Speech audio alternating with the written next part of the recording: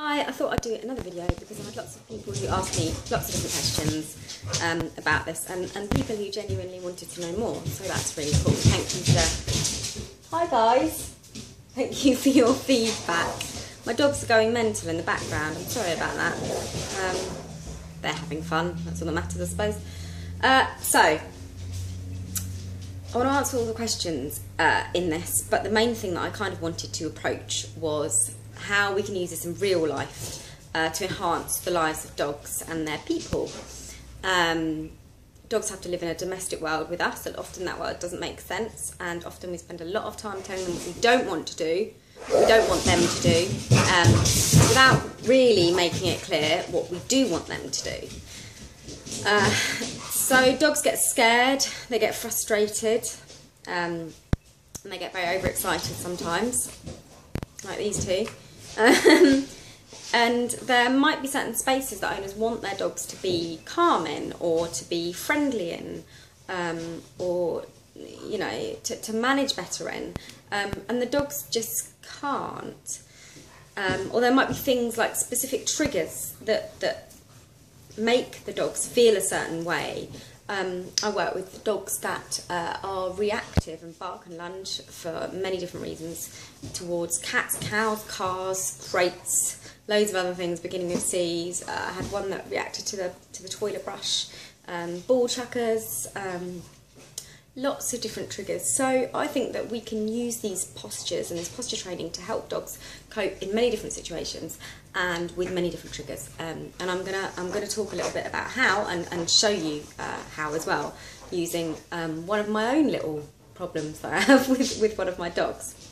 So I'm going to use luring to teach Ella to put her head in her paws today, as an example, and then I'm going to show how in dog yoga we can use context to help the dog understand when we want them to be a certain way. There's lots of different posture trends that dogs display when they feel different things. If the dog is very friendly and he's in the dog park and he's a friendly dog, then he might play bow. He might use his nose to initiate play, he might use his paw to initiate play, he might do a little bark, he might arc towards a new dog, he might pounce, he might do lots of soft eyes. If a dog is feeling relaxed, then she may lay down, she may put her head in her paws, she might go into a settle with her legs to the side or lay flat. Again, she might blink or close her eyes, she might put her ears, lay her ears down, she might sigh. And when a dog's feeling highly aroused, but they're beginning to come out of that and they're beginning to de-escalate, they use various things to keep their heart rate down and to self-soothe, such as shaking as if wet, rolling, digging at the floor, itching, face rubbing. So you can see how these kind of posture and expression trends denote how the dog feels. I don't think they're conscious. I think, like us, if something's funny or if something genuinely makes me smile, I just smile. I'm not conscious, I'm not thinking, right, must smile now. It's much more instinctual than that. And I don't think the dogs are thinking, right, raise my terrified. Sometimes they are when they're communicating, but not when they're just posturing and using expressions, when they just feel a certain way. When a dog does that happy grin, I don't think he's thinking, must communicate to human, I'm happy, I must do that happy grin. I think they just do it. So Ella's very excitable, as you can probably see in the background. She's a very excitable dog. One of the problems that I have with her at home is that Jack and Arch manage very well in the lounge. Even when Millie, my Bengal cat, is in there, and even when the kids are in there and stuff, they know that the lounge is a chilled place. It's not a place for fun and frolics. It's a place where we go to watch TV, or when we're very calm and when we're clean and we go into our beds. Ella hasn't quite got that, and we've got new carpets. And at the moment what she does is she dive bombs into the lounge, dives up onto the sofa, runs around, irritates the cat, then goes to her bed like really excitable, and then pounces on the other dogs, and on Arch particularly, and initiates play, and just gets really excited. Way too excited, especially for the lounge. So what I'm going to do is, the first thing I'm going to do right now is I'm going to teach Ella to put her head on a pause. Head on a pause is one of a couple of very calm postures that are in the lying down set of the dog yoga stuff. You've also got sighing, which is an expression that we teach, blinking, closing eyes, lying flat, settling to the left, settling to the right. There are many different ones, but this one is just one of the ones that I'm going to teach her. I will teach her the others too, but I want to use this as an example. So I'm going to teach Ella to put her head on a pause using a lure. I'm going to lure her with my hand. I've got a food in my hand.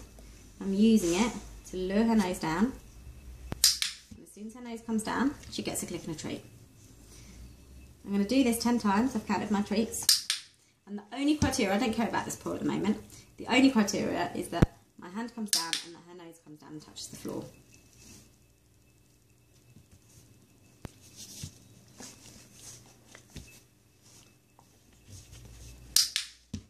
So it has to touch the floor at the bottom of her chin.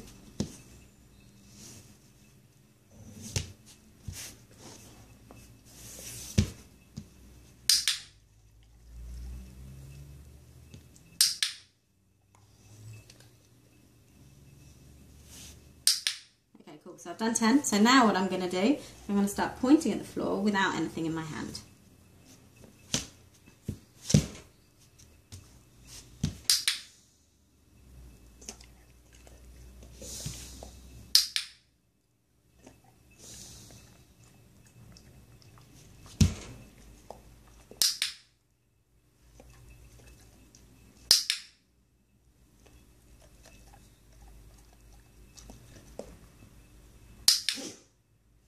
You. Right, she's finished his calm. Right, so now what I'm going to do is I'm going to wait a little while and see whether or not she can do it without the lure. She's thinking about it. Yes.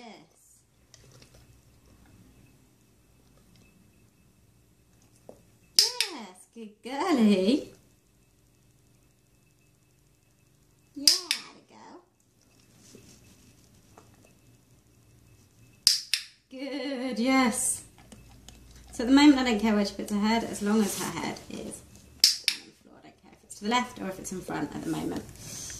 I'm going to add 10 more, and I'm going to change that, and I'm going to only do it when it's either to the left or onto the front. So she's done left first, so that's what we're going to go for today.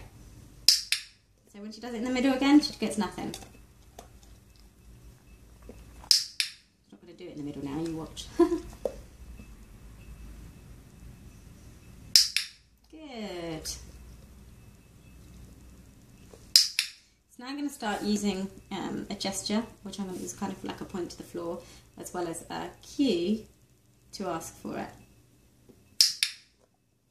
Okay?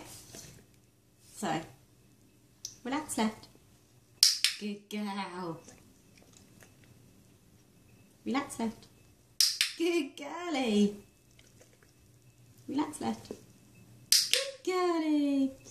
So now I'm going to go and get a bed from the house, and we're going to practice with that. So we saw there that Ella's very quick in learning that she had to put her head on her paw in order to get the treat. We cued it with a verbal and an action cue, as we did when we were doing the head turns in the last session. The idea of dog yoga kind of stems from the law of effect, which states that anything that you reinforce is likely to increase in frequency in that situation. So if I give you loads and loads of sweets whenever you fill the washing machine full of clothes, you're more likely to fill the washing machine more. I've observed that it works generally too. So if you counted how many times your dog sits in a day, then the next day you reinforce every time it sits, and then count how many times it sits naturally the following day, you'll find that the dog increases how many times they sit. So if we think about context cues, we can use context cues to elicit certain emotional states using taught postures. Hope that makes sense. So I want Ella to be calm, and I want her to do it in the lounge. So I can put Ella in the lounge and cue the behaviour and just say, Ella, you know, relax left, relax left, relax left. And yeah, I think she probably would eventually get it. But what happens if I'm not there, or if I just want to go in the lounge and relax, and I don't want to train my bloody dogs? So I think that it's much easier and much better to train our dogs to make good choices. And I think that we can use reinforcement and context cues to do this, which is what I'm hoping this video is going to show, if it all works out. So I like dogs to have a chance to practice cued responses in the context where the problem is occurring, but without the triggers. Sometimes this means taking a dog into a context without the trigger, and where that's possible, I prefer to do that. So most of the time we can practice in the actual place, but without the thing that's causing the problem behaviour, and we can cue the responses that we want without that problem being around. So if the trigger's other dogs, we might take the dog to the dog park, and we might get them to practice their bows and all their soft eyes and all that kind of stuff on cue in the dog park, but without other dogs. Or even with other dogs present, but at a really, really comfortable distance. So proper comfortable distance. The dog has to be, totally comfortable with it. So we're just getting the dog to practice the postures and expressions that they feel in the emotional state that we kind of want them to practice in that given context. So in Ella's case, if I was able to take out the cat, Arch, the sofas, all that stuff out of the lounge, then I would practice her relax left in the lounge. But it's much easier in this choose to use an object cue.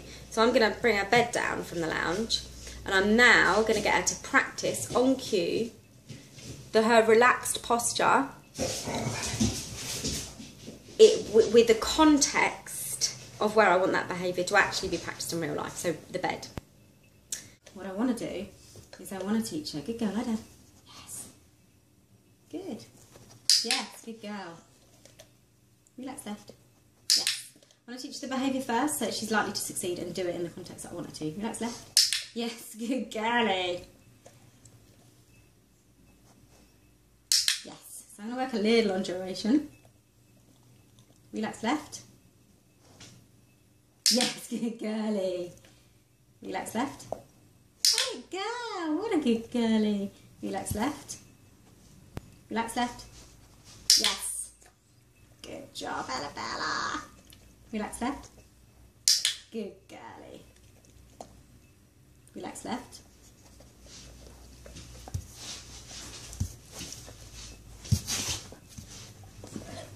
Oh, she's getting all spazzy. Good girl. Relax left. Yes, good ball. Good girl. Clever. You're so clever. You're a clever girlie. You're going to settle down in your bed. Good. Relax left. Yeah. Relax left. So now I've given her all the skills in order to thrive in the environment that I want her to thrive in. If we can take the triggers, which in Ella's case is the cat, the excitingness of the sofa, sometimes the kids, and certainly Archie, out of it and just teach it in a controlled environment without those triggers first. Relax left. Good. Then when we do put the dog into the environment with the triggers, they're more likely to show the behaviours that we've just taught. So we're gonna test this in a second, and we're gonna go into the house, put the bed in, and I'm just gonna let her in, and we're gonna see whether or not she jumps up onto the sofa, whether or not she chases the cat, whether or not she tries to initiate play with Archie, or whether or not she goes into a basket and hopefully does some nice relaxing heads-on paws. We're now in my lounge, and I've got the dog beds which I put down. Millie's in here, so on the floor over there. I don't know if you can see her. There she is. Hey, Miss. I'll let Archie in a minute as well. And what we're going to see is we're going to see whether or not Ella is able to go into her bed and whether or not she participates in this behaviour that we've been teaching her.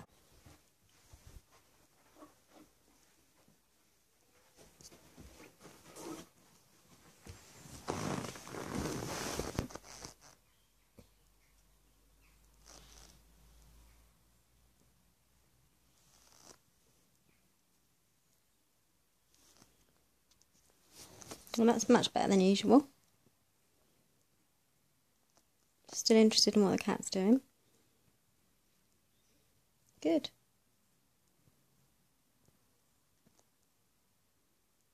It's a good girl. It's a start. Still finding it difficult, but it's definitely a start. And she's staying there even when Archer's getting up, which for Ella is pretty good. Okay, so we can see that Ella's 10 times better, 10 times more relaxed in the lounge than she was before, which is fantastic. I would go on to teach the other relaxing postures, the sighing expression, settles, all that kind of stuff, lie flats, all in her bed, and put it up there again, and repeat the whole thing. It's important to note that no actual training took place in the lounge when I was there. I just sat there. I wasn't clicking and treating or marking it in any way. We could reinforce her choice of using those behaviours. I think it would interrupt the calmness, the calm element of the whole training, to be honest. I think what probably better would be just to reinforce her after a period of general calmness with that particular training debacle. But the thing is, it's her choice, that it's not cued. I'm not cueing her to do those things. And that's the important bit that I really wanted to point out there. So I'm now going to show the same theory in a much more severe case with Archie and the cows. So I found a clip of Arch before doing any cow training with him. Anyone who's met me at seminars and at different various events will agree that Archie is not a car guarder in any way, shape or form. You can walk right next to the car with a dog or a cat even, and he won't react. He'll usually stay asleep actually, but he's pretty chilled in the car. His reaction to cows was quite extreme, and it's not a very nice video to watch. You'll notice that that when he sees the cars, he's barking and he's bouncing. Even when I mime pull on the lead and touch his back end and say his name, there's nothing. He's really fixating. In the field, he used to do the same, so he would go right to the end of the line if he was able to, or the end of the lead, tug, bounce at the cows and bark at them, even at quite a distance, and particularly if any of them looked at him or anything like that. I could tell us harrowing tale of being in a field with cows that weren't so happy about that, but I won't. So anyway, so I'm going to show you that video.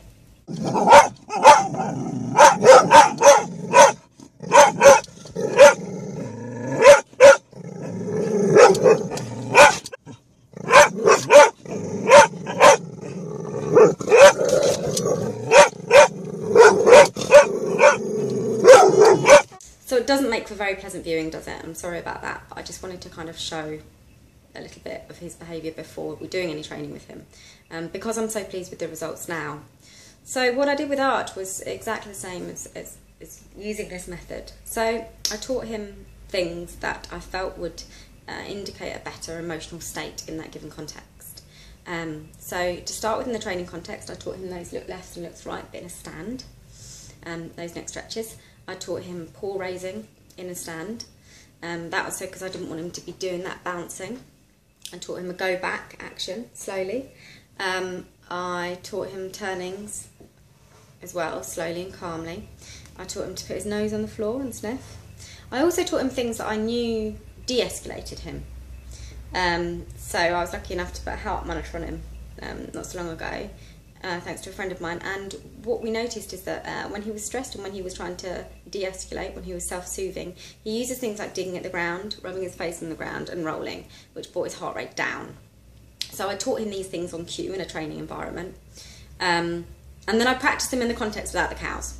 So I practiced them in the field without the cows. I then practiced them doing them on cue in a field with cows, but with cows miles away. So he's like, are those cows? Well, of course he knew the cows because he could smell them, but you know, really far away, so that there wasn't a situation that he would have otherwise reacted to it at all. And then we practiced that a couple of times, and when I felt more confident, I took him out the other day and filmed it to show you, just a few clips really, but you'll see that he's around this cow. There's a whole bunch of cows behind the bush bit, and there's a particular cow that's standing right there, and he's using these behaviours, and he's staying calm, and he's not bouncing, and he's not fixating. He turns away, he turns away. I can't remember if he paw lifts or not, I can't remember. And then he turns his body away, he's able to use soft eyes, he digs at the floor, he does a roll. And it's really nice to see a dog that was reacting in this situation, now in the same context, feeling much, much more relaxed. So this is how I think it can work. So have a little look at the video. I haven't put me training things in here or practicing them without the cows, because I think you get the point. Okay. Situation, Bull looking at us. Yes, good boy. What a clever. I wish I had some treats for me, but I forgot them. You're a clever boy. Steady, steady.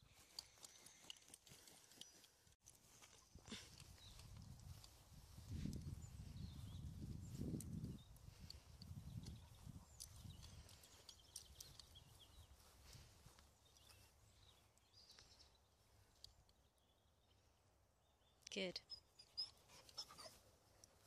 Good. Good. Good boy. Yeah, Anasai. What a clever boy. Okay, so I hope you enjoyed that video. I hope it showed a little bit more about the application, which is mainly what people have been asking about. We kind of use context as well as posture. So we train the postures that are indicative of specific emotional responses. We train them, put them on cue as well as expressions. We then practice them in the context but without the trigger, or using objects to help, or object discriminators, so that we can move them into a context if that isn't possible, like Heada's bed.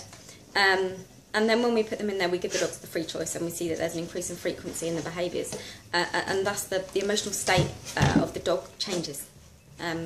So I hope you found that interesting. Again, feedback would be absolutely lovely. I really was so thrilled that so many people commented or messaged me on the various threads about it last time. So anything, if you think it's rubbish, if you think it's been done, if you think it's you know, you've seen it before, or it's very similar to something you've seen before, or whatever, brilliant, just let me know, because any feedback is good feedback as far as I'm concerned.